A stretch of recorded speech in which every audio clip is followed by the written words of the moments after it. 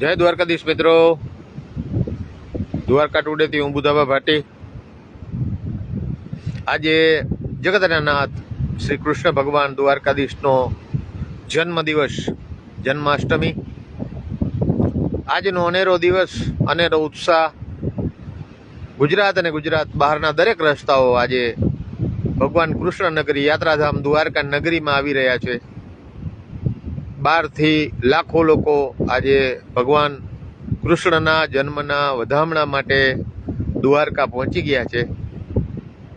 દ્વારકાધીશ મંદિરની આસપાસ અને તે સિવાય Shivrajpur blue flag beach, Nageshwar, Gopi Talav, Bet Dwarka એમ ઓખા મંડળ એટલે કે દ્વારકા તાલુકા આખાના જે કાંઈ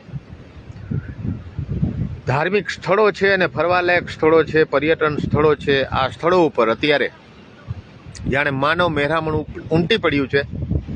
અમારા સહયોગી ઓમ ધોપાણી, વૃંદા પાટિયા, આ લોકો દ્વારકાથી તમને પલે પળના જે કાંઈ યાત્રિકોના પ્રતિભાવો, ભગવાન દ્વારકાધીશના જે જન્મના વધામણા માટેની જે વ્યવસ્થાઓ, યાત્રિકોના જે કાંઈ ભાવ છે એ તમને બતાવી રહ્યા છે। પરંતુ જે દ્વારકા ગામ મંદિર પરિસરની બહારનો જે વાતાવરણ છે એ શું વાતાવરણ છે, કેવો માહોલ છે, કેવા લોકો આવી રહ્યા છે, લોકોમાં કેવો ઉત્સાહ છે, આ બધું બતાવવા માટે આપણે આજે દ્વારકા અને બેટ દ્વારકા બંને સ્થળે આપણે મુલાકાત લેવાની છે। એટલે અત્યારે આપણે દ્વારકાના સનસેટ પોઈન્ટ બાજુ એક દરિયા કિનારે એક નવો ફરવાલાયક સ્થળ અને નવો આયામ દ્વારકામાં અત્યારે ધીરે ધીરે વિકાસ પામી રહ્યો છે અને ત્યાં આપણે અત્યારે આવ્યા છીએ। તમે જો દ્વારકામાં આવ્યા હશો તો જે ગાયત્રી મંદિર છે તેમની સામે લાઇટ હાઉસની પાછળ આ તમે જોઈ રહ્યા છો નવું કન્સ્ટ્રક્શન ચાલુ છે। આ નવો રસ્તો આ રીતે આખો નવો રસ્તો અત્યારે ચાલુ છે અને એ રસ્તો ફરી અને ક્યાંક ને ક્યાંક દ્વારકા તમે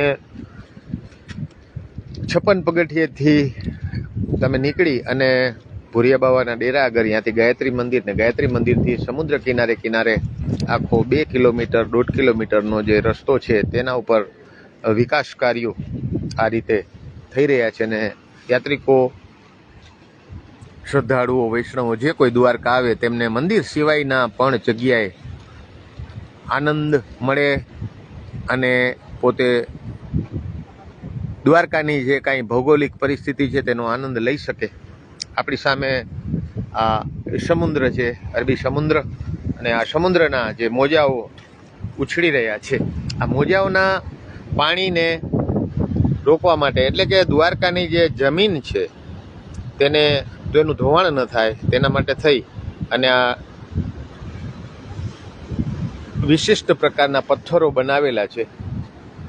આ પથ્થરોથી આ પાણીને કાંઠાનું ધોવાણ ન થાય એના માટે